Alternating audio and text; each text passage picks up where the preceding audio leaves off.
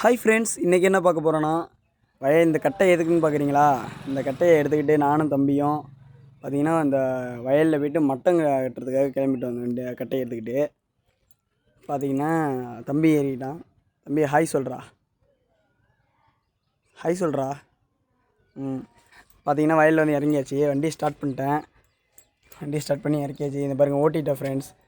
ஏன்னா வீடியோ எடுக்கிறதுக்கு ஆள் இல்லை, சின்ன பையன் தான் இருக்கான். அப்படி இல்லைன்னா அந்த பக்கம் வரப்பில் உள்ளவங்கள வச்சு தான் நான் எடுப்பேன்.